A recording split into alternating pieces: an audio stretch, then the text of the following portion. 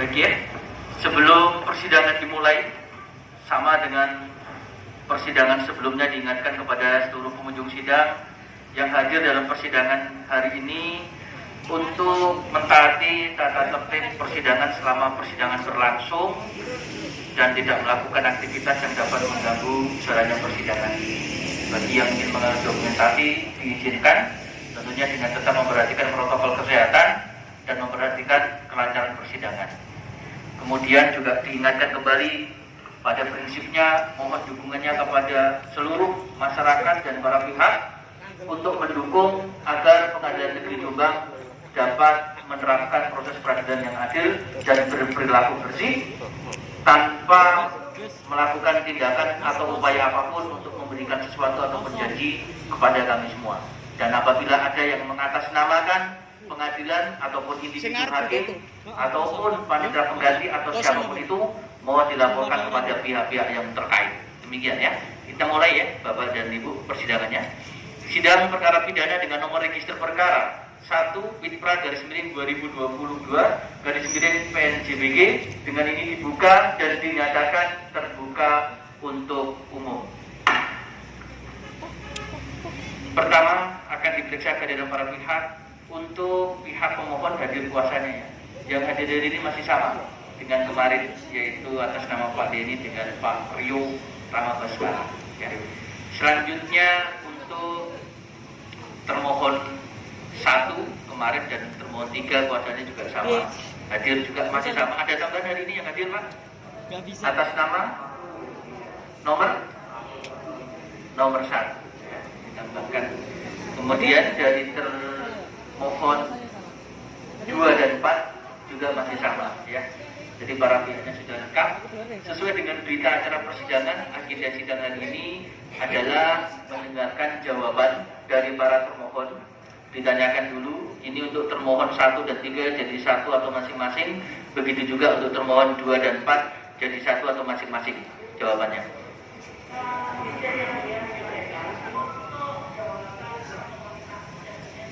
Jadi 1, nama Pak. Untuk 2 dan 4 jadi 1 juga atau masing-masing? Oh, masing-masing, tidak apa-apa. Berarti kita mulai dari 1 dan 3 terlebih dahulu. Ada yang sudah dibuat hard copy-nya, nanti soft copy-nya juga diberikan ya untuk mempermudah.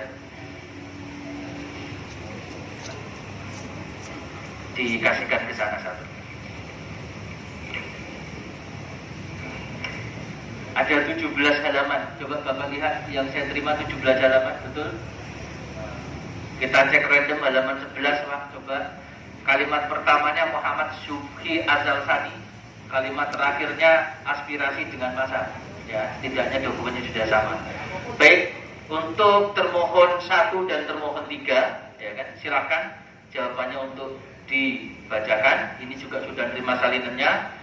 Nanti dibacakan pokok-pokoknya juga tidak masalah. Yang penting substansi baca jawabannya bisa kita dengarkan bersama-sama. Silakan untuk termohon 1 dan termohon 3. Terima kasih yang mulia.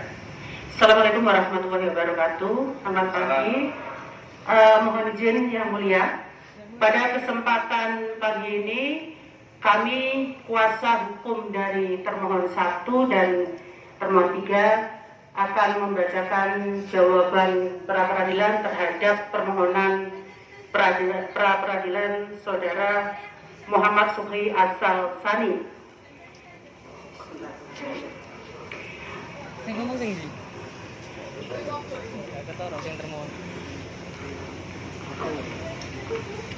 Dalam jawaban ini tidak kami bacakan seluruhnya, hanya kami bacakan pokok-pokoknya saja. Dan di halaman 2 dalam eksepsi bahwa Pengadilan Negeri Jombang tidak berwenang untuk memeriksa dan mengadili perkara pra-peradilan nomor 01 garing Pipra garing 2022 garing PN Jombang atas nama pemohon Muhammad Subhi Azal Sani karena A. bahwa permohonan pra-peradilan yang diajukan oleh pemohon aku adalah cacat hukum karena surat kuasa yang digunakan oleh kuasa pemohon dalam mengajukan dan mendaftar pada Pengadilan Negeri Jombang dengan tanda tangan pemohon berbeda dengan dokumen-dokumen yang dimiliki oleh termohon 1 dan termohon 3 selama proses penyelidikan dan penyidikan. Jadi kemarin di sidang pertama ketika ditunjukkan surat kuasa, kita lihat ada perbedaan tanda tangan yang diajukan oleh pemohon, dalam hal ini prinsipal Muhammad Sukhi As-Salsani. Saat panggilan pertama, hal ini dilakukan oleh pemohon mengingat keberadaan pemohon sejak tanggal 4 Januari tahun 2022 saat panggilan pertama hingga saat ini tidak diketahui keberadaannya, dan kemudian terdapat surat permohonan sidang pra-peradilan yang diajukan melalui kuasa hukumnya yang notabene diawali dengan surat kuasa. Maka perlu dipertanyakan keabsahan tanda tangan dalam surat kuasa tersebut apakah benar dibubuhkan oleh pemohon sendiri yang mana tidak diketahui keberadaannya, ditambah dengan fakta telah terdapat beberapa contoh tanda tangan pemohon dalam surat kuasa sebelumnya, secara kasat mata terdapat perbedaan yang signifikan. Oleh karena itu, mohon hakim yang memeriksa untuk menolak surat kuasa yang ditandatangani oleh pemohon atau setidak-tidaknya dapat memerintahkan untuk menghadirkan pemohon dalam rangka memastikan keabsahan surat kuasa tersebut. B. Bahwa pada tanggal 23 Maret 2018 telah diterbitkan surat edaran Ketua Mahkamah Agung nomor 1 tahun 2018 tentang larangan pengajuan pra-peradilan bagi tersangka yang melarikan diri atau sedang dalam status daftar pencarian orang atau DPO. Jika permohonan pra-peradilan tersebut tetap dimohonkan oleh penasihat hukum atau keluarganya, maka hakim menjatuhkan putusan yang menyatakan permohonan pra-peradilan tidak dapat diterima, yang kemudian secara fakta pemohon sejak berkas perkara penyidikan oleh termohon 2 dinyatakan lengkap melalui surat P21 dari Kejaksaan Tinggi Jawa Timur nomor B 32/M5.4/EKU.1/2022 tanggal 4 Januari tahun 2022. Kemudian termohon 2 melakukan pemanggilan pertama kepada pemohon dengan surat panggilan nomor S/PGIL/20/1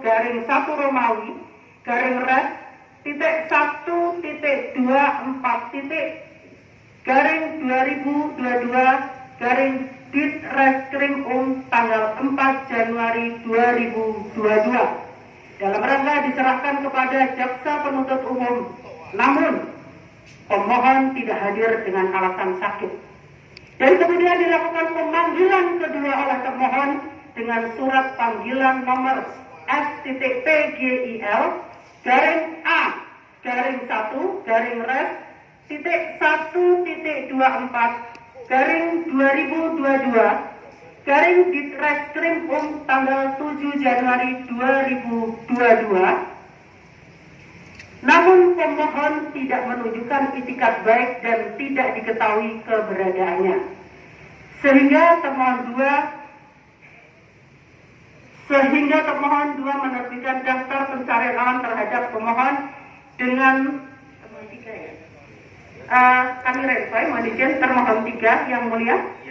Termohon 3 menerbitkan daftar pencarian orang terhadap pemohon dengan surat nomor -2 DPO-3-1-Romawi-Res-1-224/2022 tanggal 13 Januari 2022, sehingga status dari pemohon saat dibukanya sidang pra-peradilan ini inkasu adalah DPO, dan berdasarkan SEMA 1 tahun 2018 haruslah ditolak. Satu Romawi, tanggapan termohon. Satu, bahwa termohon menolak dalil-dalil pemohon untuk seluruhnya, terkecuali terhadap hal-hal yang diakui kebenarannya. Dua, bahwa termohon tidak akan menanggapi dalil-dalil pemohon satu persatu. Termohon hanya akan menanggapi dalil-dalil permohonan pra-peradilan yang ada relevansinya dengan penyidikan akuo. Dalam kurung video pasal 77 KUHP sampai dengan pasal 83 KUHP serta putusan Mahkamah Konstitusi nomor 21 garing PUU strip 12 Romawi garing 2014 tanggal 28 April 2015 tentang perluasan objek pra-peradilan kurung tutup, yakni menguji tentang administrasi penyidikan perkara tindak pidana oleh termohon selaku aparat penegak hukum. Sedangkan terhadap dalil-dalil pemohon yang tidak ada relevansinya dengan penyidikan akuo atau yang menyangkut proses penyidikan serta hal yang tidak menyangkut objek pra-peradilan akan dikesampingkan. Tiga, bahwa kewenangan lembaga pra-peradilan telah ditentukan secara eksplisit dan limitatif dalam pasal 77 KUHP, yakni memeriksa dan memutus sah atau tidaknya penangkapan, penahanan, penghentian penyidikan atau penghentian penuntutan, serta ganti kerugian dan atau rehabilitasi bagi seseorang yang perkara pidananya dihentikan pada tingkat penyidikan atau penuntutan. Kewenangan lembaga pra-peradilan akuo dapat pula disebut sebagai objektum litis atau objek perkara pra-peradilan. 4. Namun dengan adanya putusan Mahkamah Konstitusi nomor 21 PUU 13 Romawi garing 2014, maka objek pra-peradilan diperluas, yaitu menguji sah atau tidaknya penetapan tersangka dan kemudian sebagai pedoman hakim pemeriksa dalam sidang pra-peradilan dalam rangka menjalankan putusan Mahkamah Konstitusi tersebut, maka Mahkamah Agung menerbitkan peraturan nomor 4 tahun 2016 khususnya pada pasal 3.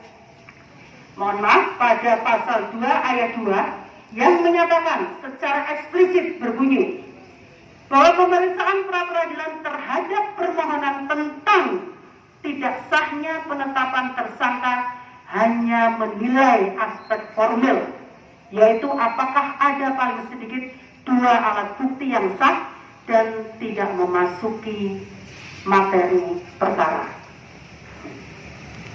Berdasarkan ketentuan pasal 8 ayat 1 Undang-Undang Nomor 12 Tahun 2011 tentang pembentukan peraturan perundang-undangan mengatur salah satu jenis peraturan perundang-undangan adalah peraturan yang ditetapkan oleh Mahkamah Agung.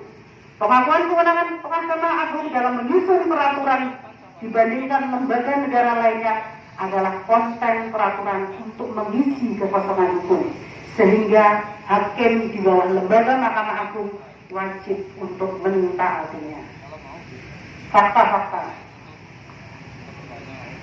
1.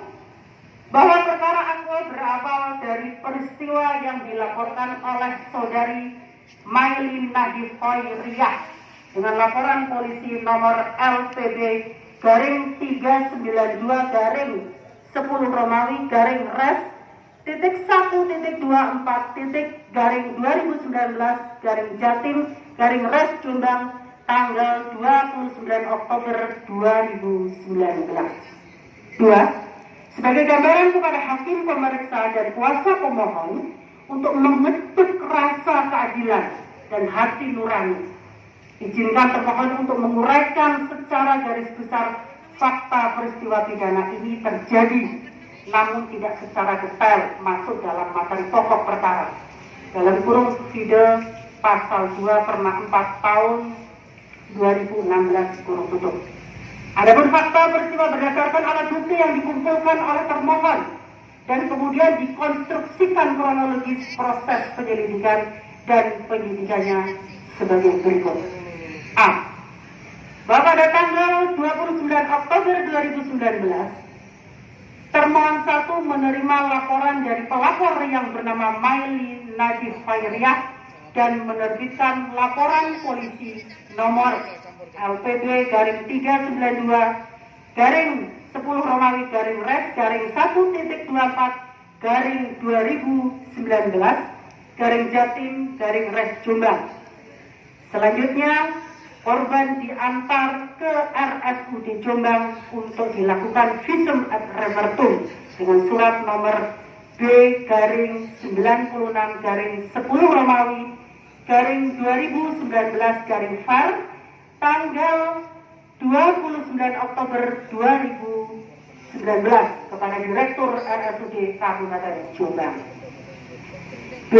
Bahwa dalam rangka untuk mencari dan menemukan suatu peristiwa yang diduga sebagai tindak pidana terhadap perkara yang dialami oleh pelapor, maka dilakukan penyelidikan oleh termohon 1 dalam kurung pasal 1 angka 5 KUHP dengan dasar surat perintah penyelidikan nomor sprint.lidik garing 442 garing 10 Romawi garing Res 1.24 garing 2019 garing Satreskrim tanggal 29 Oktober tahun 2019 dan melakukan wawancara atau pemeriksaan yang dicatat dalam berita acara wawancara terhadap masing-masing, yaitu korban atas nama Maili Nadif Khairiyah, 2. Saksi atas nama Firda Putri Ambarwati, 3. Saksi Syamrotul Ayu Masrurah, 4. Saksi Reza Fati Ariski, 5. Saksi Iin Liyamuti, 6. Saksi Nun Sayuti Sarjana Hukum, 7. Saksi Edin Surya Saputro, 8. Saksi Mas Fiatus Solihah, dan 9. Saksi Hadi Winarso. C. Bahwa dari hasil wawancara 9 orang saksi yang dilakukan oleh termohon 1, maka diperoleh persesuaian keterangan antara para saksi-saksi yang garis besarnya menerangkan adalah korban dan 4 orang saksi berangkat bersama-sama ke Puri Pelandean garing Bubut Cokro Kembang di Pelandaan Kabupaten Jombang dengan tujuan acara interview internal, dan ketika sampai di Puri Pelandaan, korban dan para saksi dikumpulkan di sekretariat Puri Samanding untuk menunggu giliran interview. Kemudian korban dan saksi masuk ke dalam Gubuk Cokro Kembang secara bergantian melaksanakan interview dan dilanjutkan dengan ritual kemben yang mana santriwati harus melepas semua pakaiannya lalu menggunakan kain jarik sidomukti. Setelah itu para saksi disuruh masuk ke dalam kolam oleh pelaku dengan posisi telanjang bulat. Bahwa benar para saksi memang tidak melihat dan mengetahui secara langsung bahwa korban disetubuhi oleh terlapor atau pemohon. Namun para saksi yang diperiksa oleh termohon 1 rata-rata pernah mendapatkan perlakuan yang sama dengan korban yang dilakukan oleh terlapor. Dalam hal ini sudah statusnya sebagai tersangka atau termohon atau pemohon. D. Bahwa pada tanggal 1 November 2019 RSUD Jombang menerbitkan hasil visum et repertum terhadap korban Maili Nadif Khairiyah dengan hasil bahwa didapatkan robekan lama arah jam 6, 9 sampai dasar pada selaput darah. Adapun pejabat yang menerbitkan dan memeriksa ver tersebut tertanda Dr. Adi Nugroho SPUG. Dengan adanya keterangan para saksi dan hasil visum et repertum tersebut, maka status pelaporan polisi aku ditingkatkan dari penyelidikan ke penyidikan dengan alasan telah ditemukan peristiwa pidananya. Kemudian termohon 1 menerbitkan surat perintah penyidikan nomor sprindik sekian-sekian, nanti akan kami sampaikan di pembuktian yang mulia, dengan persangkaan pasal 285 KUHP atau pasal 290 94 KUHP. F. Selain berpedoman kepada fakta-fakta yang diungkapkan oleh para saksi sebelumnya, dalam proses penyidikan Satreskrim Polres Jombang melakukan pemeriksaan kembali terhadap saksi korban atas nama Maili Najib Khairia. Mungkin dikaitkan saja, karena di dalam uraian itu ada hal yang mungkin berhubungan dengan kecelakaan atau apapun, mohon untuk nama korban tidak perlu disebutkan. Siap. Yang korban tidak. Siap. Untuk uraian berikutnya, kalau ada yang menceritakan fakta dan lain sebagainya, kalau itu ada kaitannya dengan kecelakaan itu tidak perlu didiskusi lebih jauh, karena pemohon juga sudah dapat jawabannya. Nanti kalau pemohon ini seperti itu. Cek sih, tangannya ya, tasnya. Oke, siap. Ada aspek-aspek kesusilaan dan aspek-aspek lain yang tidak perlu dibangun. Siap. Siap. Siap.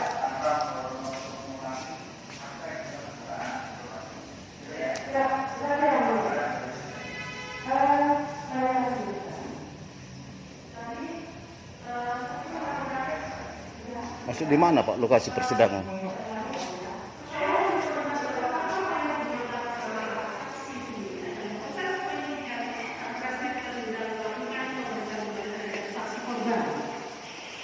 Serta melakukan penyitaan terhadap beberapa barang bukti yang ada hubungannya dengan tindak pidana yang terjadi. Salah satunya adalah bukti surat ijazah salis dari korban dan saksi. Buku laporan penilaian hasil penyidikan salis dari saksi dan korban serta surat keputusan koordinator alokusi dan bukti lapor sipil. D. Berdasarkan keputusan Mahkamah Konstitusi nomor 21 PU 12 dari 2014 yang memaknai dalam hal penetapan tersangka wajib terpenuhinya dua bukti sebagaimana diatur dalam pasal 188 KUHP.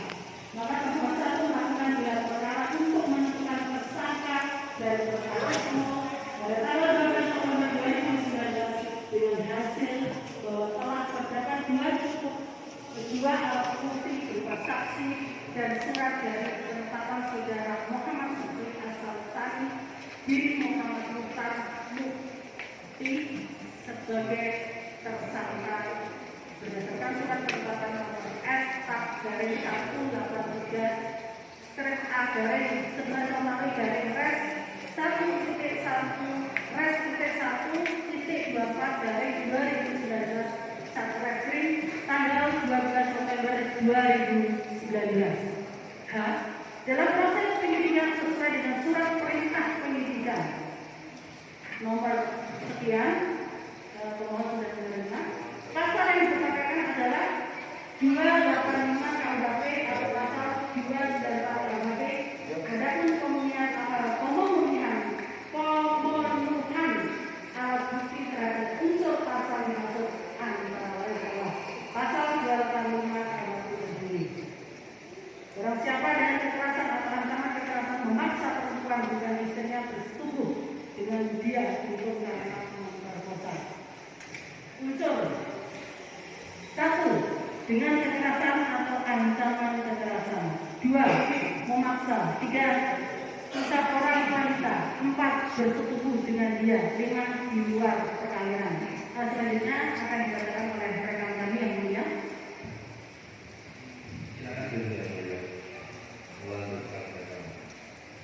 Alat bukti 1. Keterangan saksi korban telah menerima paksaan atau ancaman kekerasan.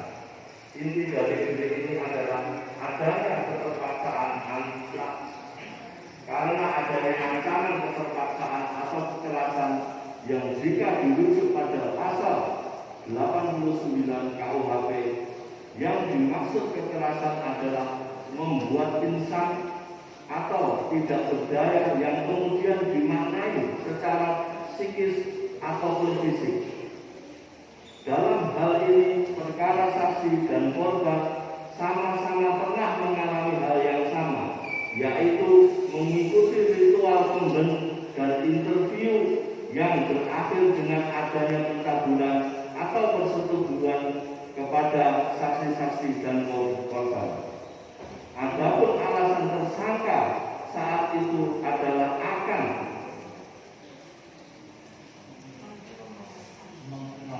mengenalkan akal sehat dengan cara disuruh melepas pakaian, dan ketika korban menolak maka tersangka memaksa dengan menyatakan bahwa jika korban menolak maka masih menggunakan akal. Hal ini mengakibatkan korban mengalami kondisi mental kebingungan dan dilematis pilihan untuk mengikuti gurunya, dan akhirnya korban mengikuti keinginan tersangka sehingga terjadilah persetubuhan tersebut. Atas fakta pemeriksaan saksi dan korban, maka benar korban saat itu berada dalam tekanan atau paksaan sehingga bingung untuk mengambil keputusan. 2. Keterangan saksi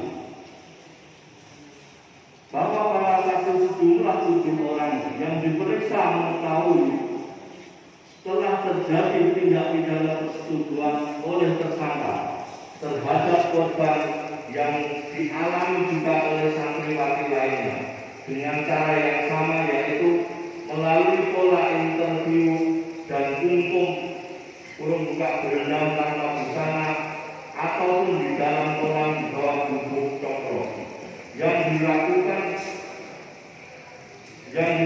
di bubuk cokro kulit pelanggaran Jombang oleh tersangka, sehingga para saksi yang ketika itu berada di bubuk cokro walaupun tidak dengar atau dia tidak tahu sendiri, tetapi mempunyai nilai pembuktian berdasarkan putusan MK nomor 5665 tahun 2010.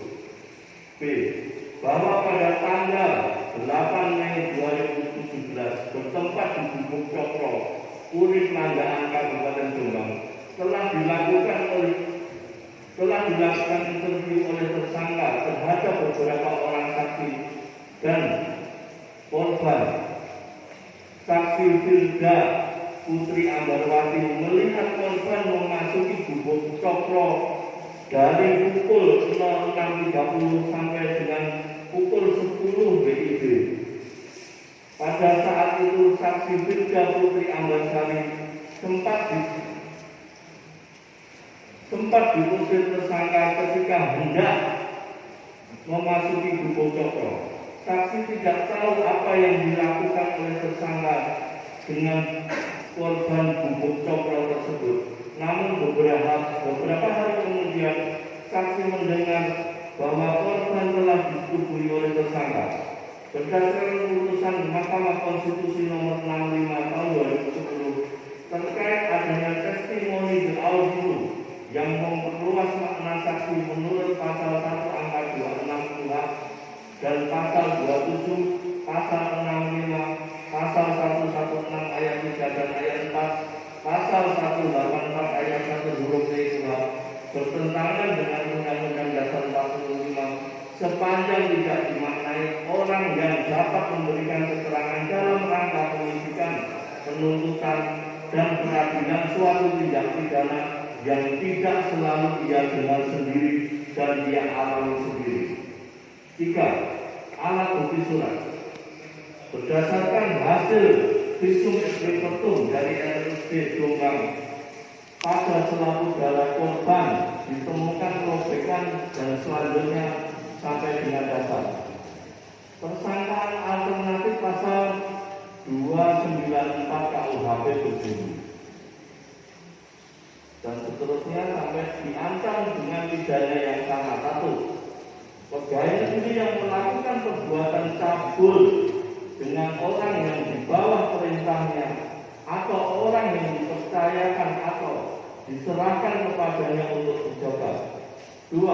Pengurus, dokter, pegawai, mandor, pengawas atau pesuruh dalam negara, tempat pekerjaan negara, tempat pendidikan, rumah yatim piatu, rumah sakit jiwa atau lembaga sosial yang melakukan perbuatan cabul dengan orang yang dimasukkan ke dalamnya. Unsur pasal 294 KUHP. Barang siapa melakukan perbuatan cabul, 2 guru tempat pendidikan, 3 cabul dengan orang yang dimasukkan di dalamnya. Pemenuhan alat bukti terhadap unsur. 1. Keterangan korban adalah murid sekaligus santri dari pemohon selaku guru dengan persesuaian antara keterangan saksi yang lain. Dalam kasus ini ada hubungan kausal sebab akibat antara guru dengan murid yang menjadi korban. Hubungan kuasa, hubungan kausal yang bersifat patriarki dikategorikan sebagai wujud ketidakseimbangan sehingga murid atau korban rentan mendapatkan tekanan atau ancaman sehingga terpaksa menjadi korban kekerasan seksual. Dalam banyak putusan pengadilan, kasus-kasus ini sering terjadi dan hakim memutuskan secara sah dan meyakinkan ada ancaman kekerasan yang terjadi dan ada ancaman yang memaksa korban dijadikan objek persetubuhan pelaku. 2. Alat bukti surat A. Bahwa berdasarkan hasil file dari RSUD Jombang pada korban ditemukan adanya dan sebagainya membuktikan bahwa secara fisik benar terdapat luka pada diri korban. B. Penyitaan terhadap bukti surat.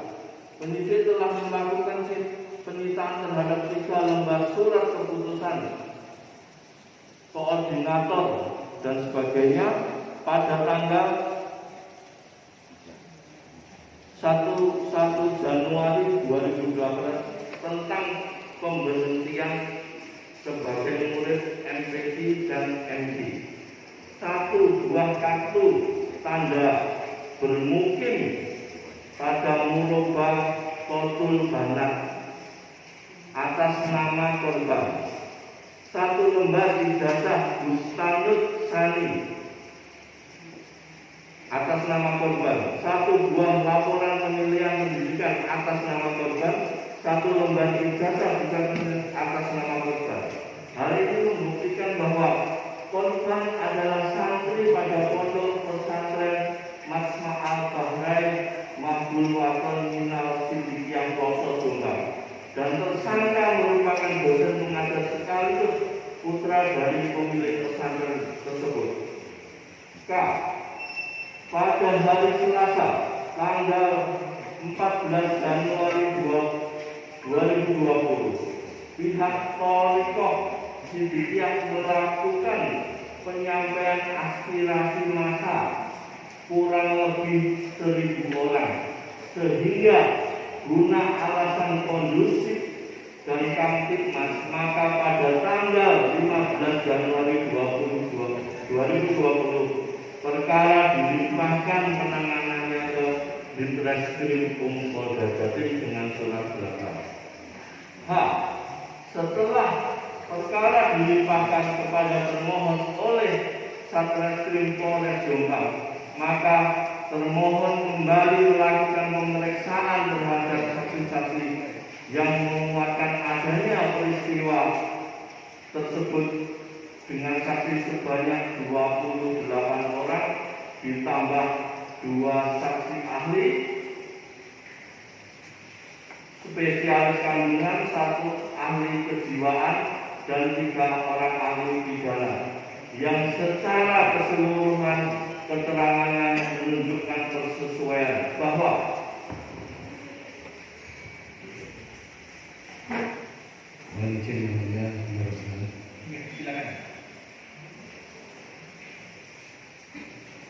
menunjukkan persesuaian bahwa dalam kurung 1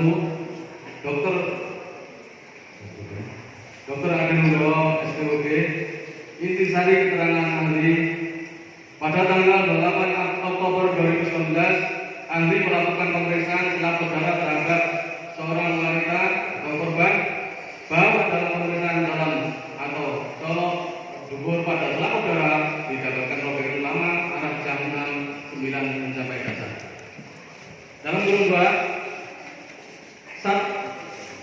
serta Aprianto SH LLM.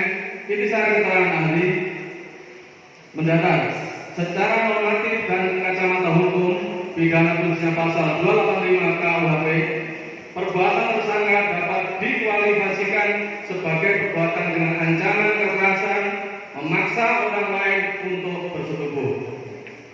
Mendatar 2, sehingga perbuatan tersangka dapat dikualifikasi sebagai perbuatan yang mencocoki unsur pasal 285 KUHP dengan ancaman kekerasan psikis memaksa korban untuk bersetubuh dengannya.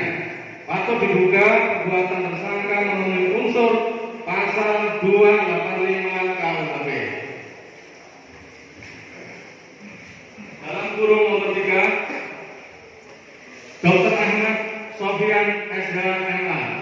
Intisari keterangan ahli pidana. Perbuatan tersangka telah masuk sebagai kategori cabul dan atau persetubuhan. Dengan demikian semua unsur yang ada di dalam pasal 294 ayat 2 ke 2E KUHP terpenuhi. Dengan salah satu alat bukti hasil visum yang ditemukan pada selaput darah di dakwaan mereka lama arah jam 6, 9 sampai dasar. Selanjutnya dilakukan visum lagi terhadap korban berdasarkan laporan polisi nomor LTB miring 392 Romawi 9 1.24 2019 garis miring Jatim miring Res Jombang tanggal 9 Oktober 2019. Hasil visum tanggal 1 November 2019 pada nomor darah didapatkan seperti tertulis di atas. Dalam kurung nomor 4, keterangan ahli pidana Dr. Solahuddin SH. Intisari keterangan ahli pidana menerangkan bahwa keadaan khusus antara tersangka dengan korban, yakni hubungan antara guru dan murid, memenuhi unsur delik guru yang melakukan pencabulan dengan orang ditempatkan di situ.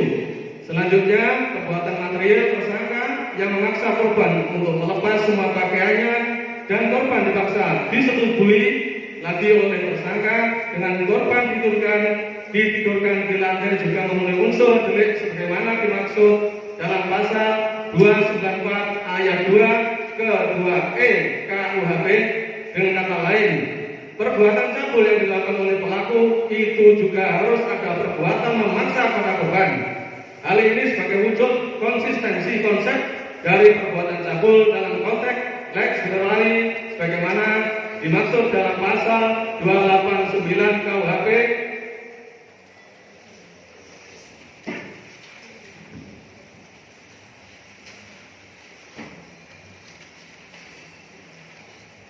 Yaitu penyidikan telah terpenuhi 3 alat bukti, yaitu keterangan saksi, surat, dan petunjuk melalui barang bukti yang disita. Kemudian termohon melakukan observasi psikologi kepada korban hingga pada tanggal 29 Februari 2020 diperoleh kesimpulan hasil pemeriksaan psikologi yang diterbitkan oleh Riza Wahyuni SPSI, MSI, psikolog geofira bahwa keterangan dan kondisi yang dialami oleh klien atau korban bisa dipercaya dan dapat dipertanggungjawabkan secara hukum. Kemudian klien memiliki pengalaman psikologi yang tidak menyenangkan di awal usia dewasa, yaitu persetubuhan kanan. Klien mengalami psikologis yang mendalam sehingga menyebabkan klien memiliki psikopatologi yang disembunyikan. Kondisi ini mempengaruhi kehidupannya di masa sekarang dan akan datang bila tidak mendapatkan intervensi psikologi yang tepat. Dan yang terakhir, klien korban memiliki kebutuhan untuk membebaskan diri dari frustasi dan kondisi depresi. Saat ini klien atau korban tidak banyak beraktivitas di luar rumah, lebih banyak di dalam rumah, di kamar, karena klien atau korban merasa malu, takut membatasi diri dalam bersosialisasi. Huruf C. Selain dari memeriksa kondisi psikologis korban, termohon juga melakukan observasi terhadap kondisi kejiwaan tersangka yang dilakukan oleh bagian psikologi SDM Polda Jatim yang diberikan Kompol Heri